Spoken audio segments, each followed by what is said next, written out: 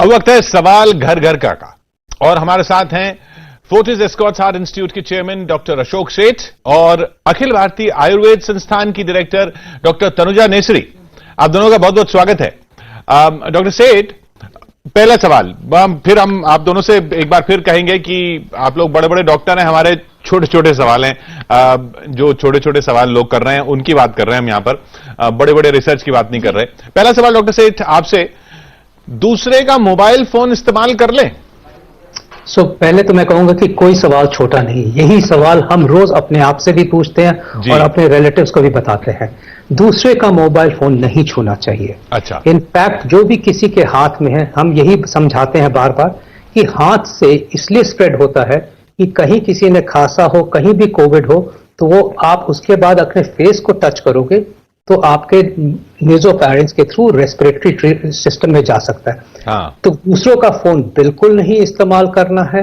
एक आप नियम बना लीजिए कि अपने फोन को भी, क्योंकि वो कई बार टेबल पे पड़ा रहता है, किसी और के हाथ में पड़ा रहता है, कोई और उठा के आपको दे देता है, तो अपने भी फोन को नियमित रूप से एटलीस्ट ट्वाइस अ डे या उससे ज्यादा रेगुलरली भी क्लीन करते रहें, क्योंकि कोविड अगर आ गया तो वही एक तरीका है आपके हाथ में भी आने का। तो आपको हर तरीके का कोशिश करनी चाहिए, प्रयास करना चाहिए कि हर प्रिकॉशंस ली जाए। जी। और डॉक्टर तनुजा, जहां तक आयुर्वेद की बात करें तो लोग कह रहे हैं कि दिन में 4 बार च्यवनप्राश खाना है, सही है? जी, दिन में 4 बार तो नहीं च्यवनप्राश, दिन अच्छा। में 1 बार सुबह उठ के, हाँ। 1 या 2 चम्मच सुबह उठ के नाश्ते से पहले च्यवनप्राश लेना है। अच्छा। गर्मी है, गर्मी का सीजन है, गर्म मिजाज के लोग हैं तो उनको दूध के साथ लेना चाहिए। अच्छा, गर्मी है इसलिए दूध के साथ लेना चाहिए, लेकिन लेना एक ही बार, एक बार बहुत है।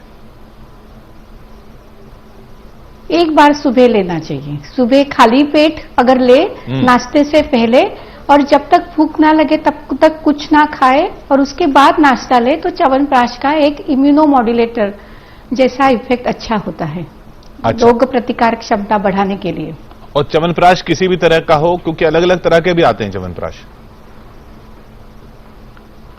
नहीं, च्यवनप्राश जो एक शास्त्रों में लिखा है, क्लासिकल टेक्स्ट में लिखा है, वो मुख्यतः आंवले से बना हुआ है और अलग अलग कंपनियां उसको बनाती है, लेकिन जो जीएमपी सर्टिफाइड कंपनी है उसका च्यवनप्राश लेना बेहतर है। अच्छा। आजकल डायबिटीज के मरीज है, क्योंकि च्यवनप्राश में चीनी होती है, इसीलिए बिना चीनी का एक च्यवनप्राश आता है, वो भी ले सकते हैं।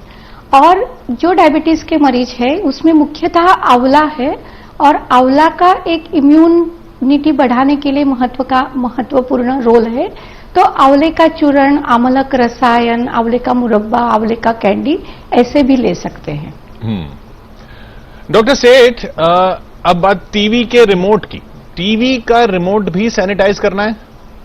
देखिए, सैनिटाइज जितना हर चीज को करे अच्छा है। ये नहीं चल के समझना है कि टीवी में कोविड आ रहा है, क्योंकि ये अगर आप अपने घर का टीवी है और आपके पास रहा है वो टीवी का कंट्रोल, तो रेयरली बात है कि आपको कोविड हो और आप उसके खांसे या आपके घर में किसी को कोविड है।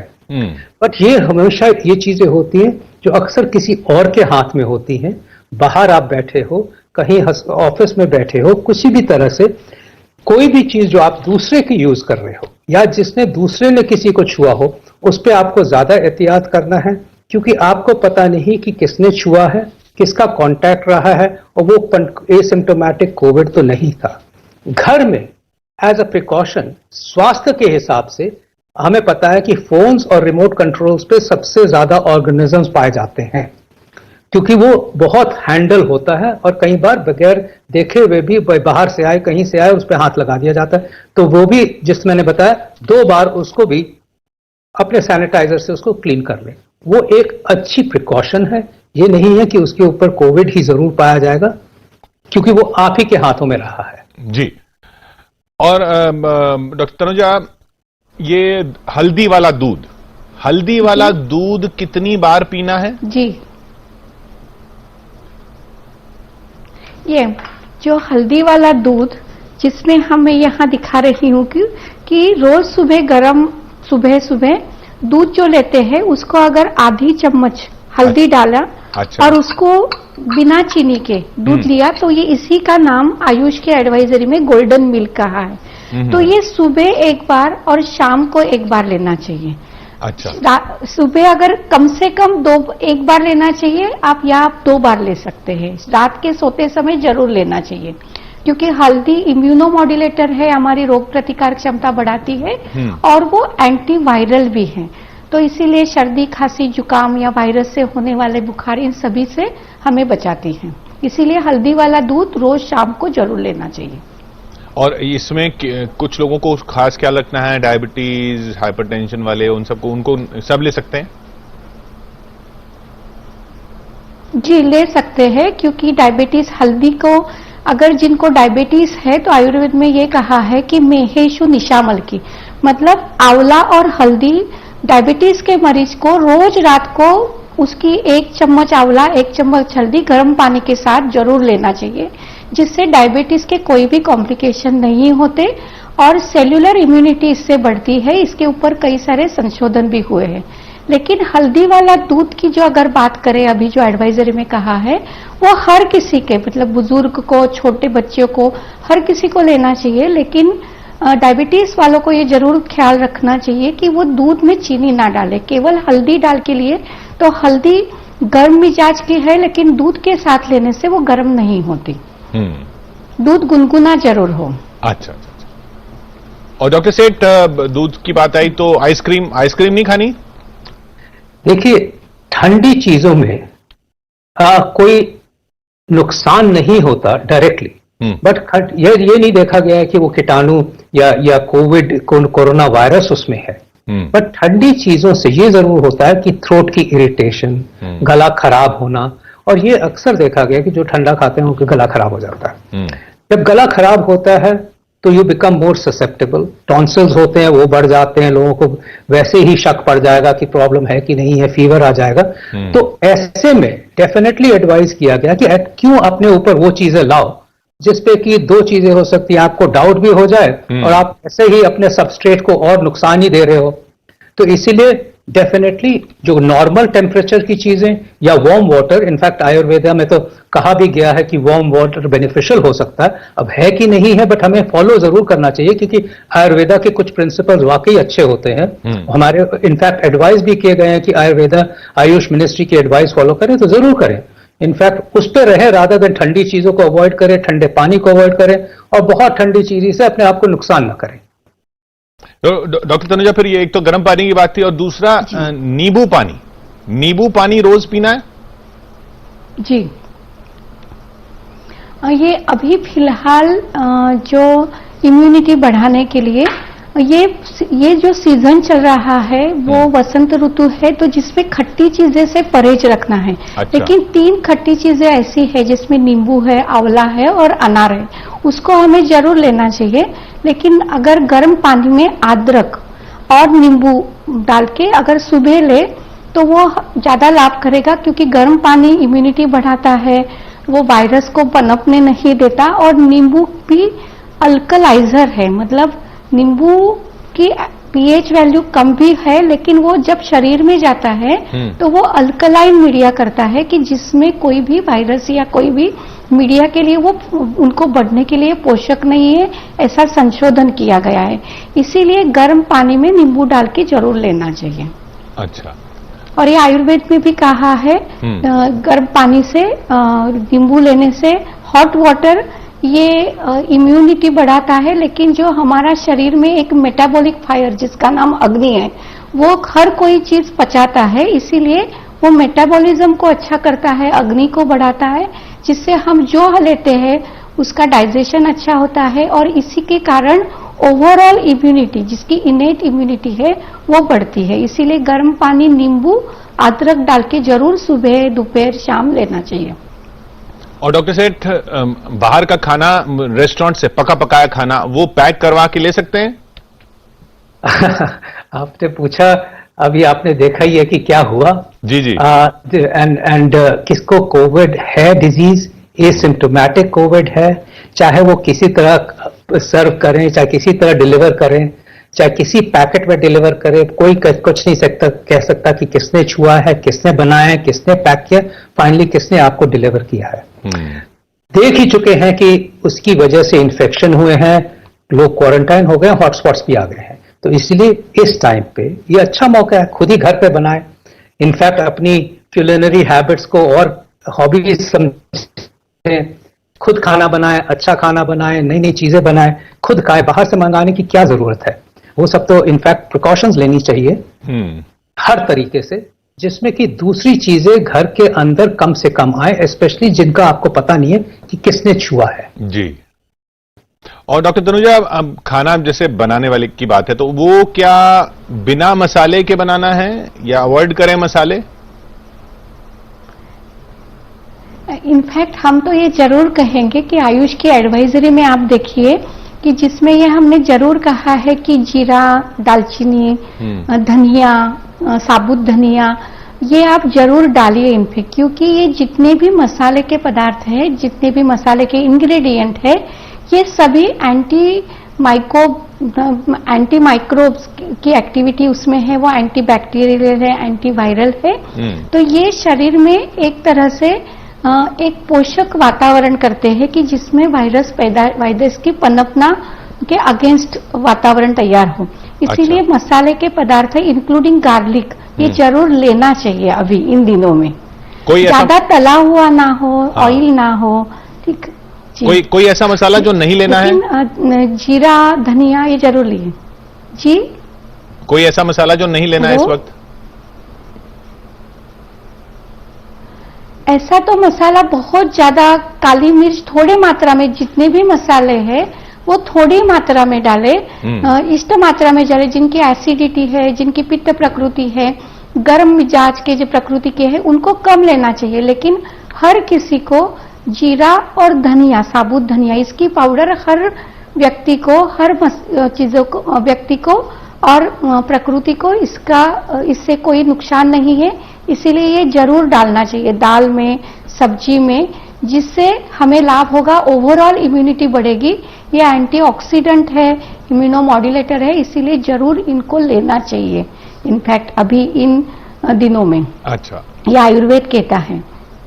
डॉक्टर सेठ, खाने की जहां तक बात हो, कुछ लोग कह रहे हैं चाइनीज फूड न खाइए। अब ये चाइना से आया तो इसलिए चाइनीज फूड नहीं खाना है, या कुछ और वजह है कि नहीं खाना है? कुछ ऐसी कोई रोक टोक है, चाइनीज फूड ना खाएं? जी, खाने के बारे में मैं ये क्लैरिफाई करना चाहता हूं कि जब खाना बनता है तो वायरस उसके अंदर नहीं पनप सकता।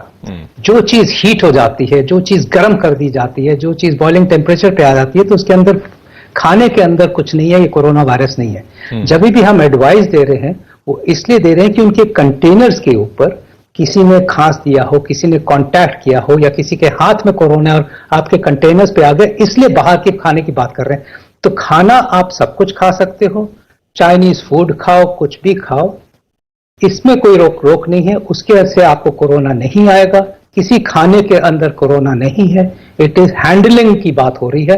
इसीलिए आप जरूर चाइनीज फूड घर पे बनाओ, खाइए। इनफैक्ट रोज कुछ ना कुछ डिफरेंट आप खुद ही बनाओगे तो सब कोई, फैमिली भी एंजॉय करेंगे, आपकी हॉबी भी बढ़ेगी। अच्छा, सिर को ढक के रखना है डॉक्टर सेठ? सिर को ढकने की बात नहीं होती है। ये फोमाइट्स होती हैं, इसलिए ढकते हैं कि अगर आप बाहर जा रहे हैं, बालों के ऊपर भी कोरोना चिपक सकता है। आप गए बड़े किसी दुकान के ही अंदर गए, और ये अच्छी प्रिकॉशन है, और ये मैं भी रखता, फैमिली भी रखती है, कि फोमाइट्स ऐसी चीज है जो कि कोरोना को ट्रांसफर करती है। आपके बालों पे भी आ सकता है, कपड़ों पे भी आ सकता है, जूतों पे भी आ सकता है, अगर आप ऐसी जगह पे गए हो जहां पे कोरोना किसी को था और आपके ऊपर आ गया है। तो ये जब हम पहनते हैं, इसका ये मतलब होता है कि हमारे बालों से घर के अंदर ना आए। हम अगर कैप पहने हैं तो उसको उतार दें और बाहर ही छोड़ दें, तो हम स्वस्थ रहेंगे। इसीलिए हम कई लोगों को भी एडवाइस करते हैं, अस्पताल में अक्सर जब केयर करते हैं कोरोना पेशेंट्स की, तो सर को ढकना बड़ा इंपॉर्टेंट हो जाता है कि बालों से कोरोना वायरस किसी के थ्रू आ सकता है और फिर ट्रांसफर हो सकता है। डॉक्टर तनुजा, अब काढ़े की बात बार बार की जा रही है आयुर्वेद की तरफ से भी, कि काढ़ा ये रोज पीना है?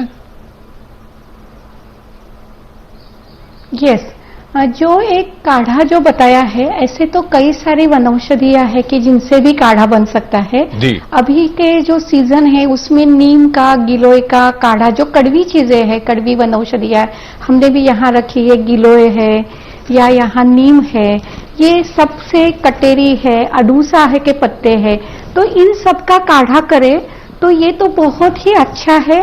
और सुबह एक गिलास 80 से 100 ml या शाम को एक बार अगर कड़वी चीजों से, वनौषधि से बना काढ़ा, ये बहुत असरकारक है। ये एंटीवायरल है, ये प्रतिबंधात्मक, जिसको हम प्रिवेंटिव और प्रोफिलैक्सिस कहते हैं, इसके लिए इसका रिसर्च भी हुआ है और ये जरूरी है कि ये लेना चाहिए। लेकिन आम आदमी के लिए हर किसी को ये संभव नहीं है कि गिलोय मिले, नीम मिले या अडूसा मिले, बड़ी कटेरी मिले।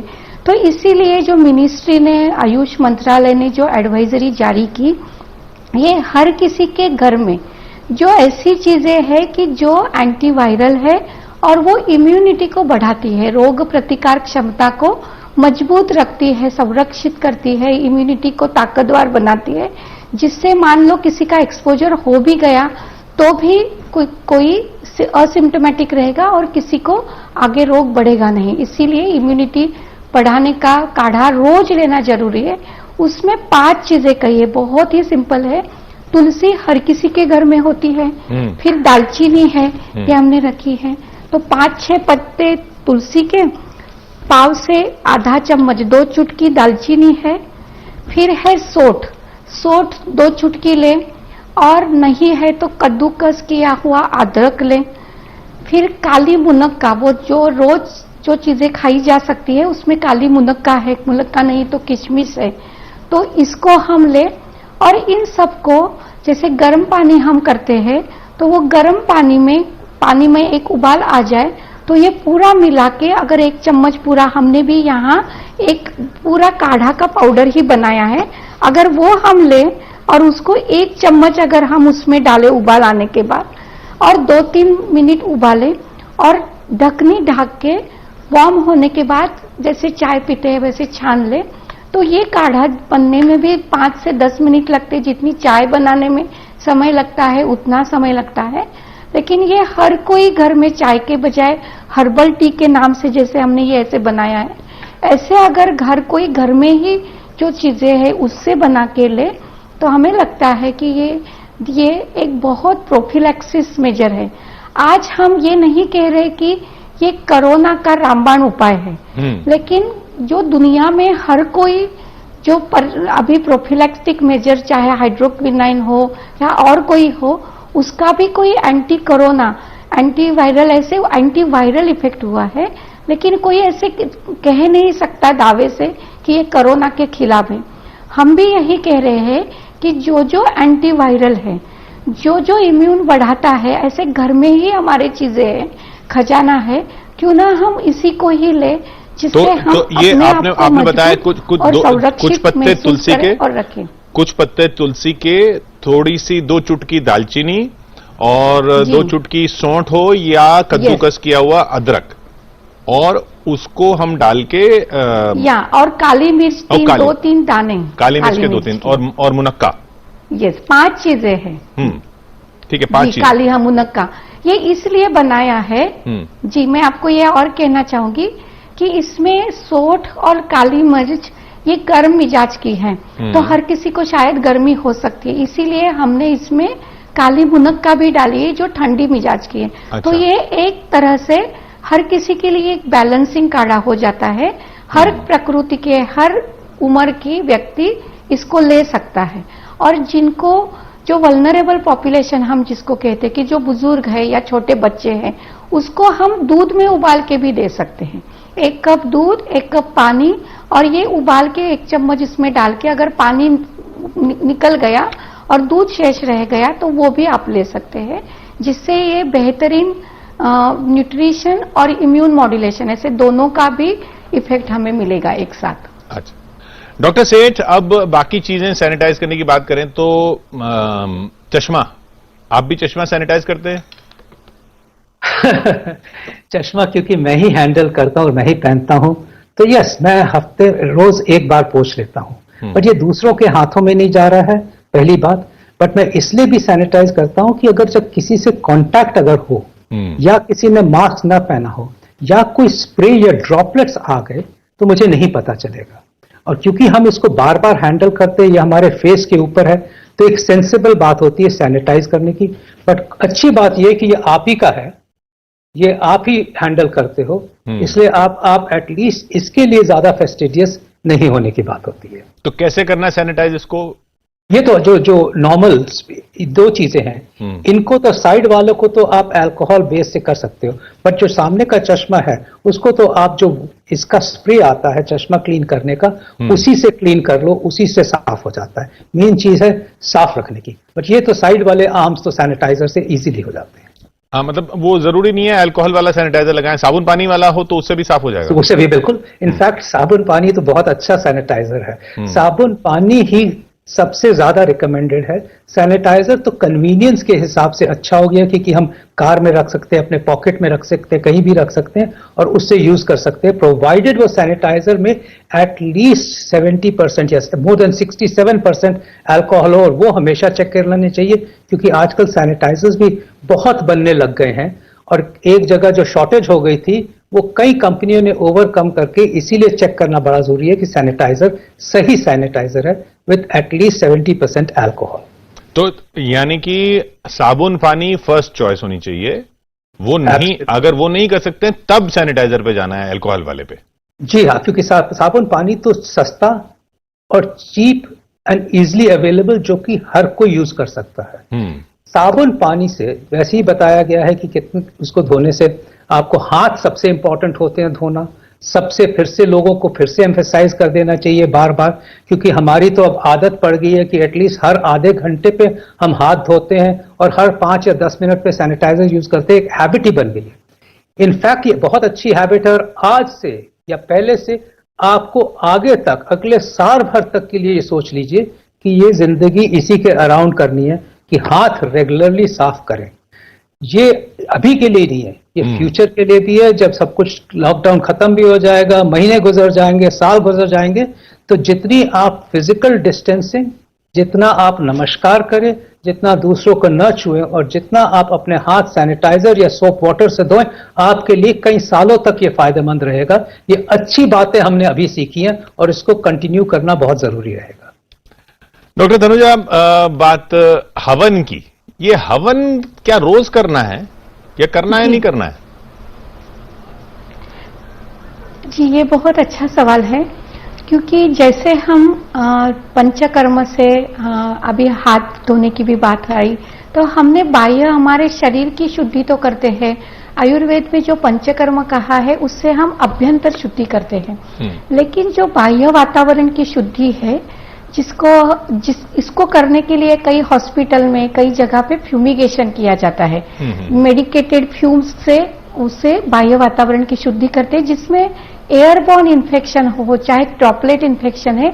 ये भी संशोधन में पाया गया है कि ये ड्रॉपलेट इन्फेक्शन 2 से 3 घंटे तक हवा में रहते हैं, नजदीक 3-4 मीटर की दूरी तक तो रहते ही हैं। तो अगर इसको हमें खत्म करना है, खारिज करना है, तो आयुर्वेद में एक बहुत ही अच्छा हवन कहा है। और ये जो कोरोना की महामारी घोषित की है, तो आयुर्वेद में इसे जनपद उद्वंस व्याधि कहा है। मतलब एक साथ अगर जनपद को हो गया तो फिर बाह्य वातावरण को शुद्ध करना ही एक प्रतिबंधात्मक उपचार है। इसीलिए आयुर्वेद में एक बहुत ही अच्छे मेडिकेटेड जो धूम्स है, फ्यूम्स है, इससे एक हवन कहा गया है कि जिसमें आम की लकड़ी पे कपूर, जावित्री, जायफल या जितनी भी वनौषधियां है, घर में सरसों है, उससे अगर जो संधि काल होता है, जैसे कि दिन और रात के बीच में जो सायं काल है, शाम की समय है, जिसमें वायरस पनपते हैं। आप अभी भी देखिए कि ये जो ऋतु संधि काल होता है, जैसे सर्दी से गर्मी की शुरुआत हो गई, वसंत ऋतु स्प्रिंग है या ऑटम है, तो इन्हीं दो सीजन में वायरस पनपते हैं। तो ये संधि काल में हवन करना बहुत जरूरी होते हैं। तो हम ये जरूर कहेंगे, शाम के समय घर में कहीं जो धूप दान होता है, तो उसमें घर में धूप है, गुग्गल है, राल है, उसमें सरसों डाल के, जैसे आप अगरबत्ती जलाते उसके बजाय अगर आप धूप की कांडी है, धूप है, वो जलाए और घर में नीम के पत्ते आजू बाजू में है वो उसमें डाले, तो वो आजू बाजू में जितने भी वायरस है, ना कि केवल कोरोना के वायरस, लेकिन वायरस हो, बैक्टीरियाज हो, या हमें जो नहीं दिख रहे हैं, जो माइन्यूट है, ऐसे कई सारे कीड़े, अभी तो मच्छर भी आना चालू हो गया है, वो भी नहीं आएंगे। इससे कई सारी बीमारियों से हम बच सकते हैं। इसीलिए हवन करना अभी के दिनों में, खासकर इस महामारी में, हर किसी को करना बहुत जरूरी है। इससे हम अपना और अपनों का और ख्याल रख सकते हैं। और हम तो ये कहेंगे, चाहे एक रूम की घर क्यों ना हो, अगर हम हवन करें और अपने बालकनी में वो धुआं रखें, तो आजू बाजू का भी वातावरण शुद्ध होगा, नेबर्स को भी उसका फायदा होगा। लेकिन ये जो मेडिकेटेड फ्यूम है, ये बहुत अच्छा तरीका है, जिसको हम हर्बल फ्यूमिगेशन कह सकते हैं।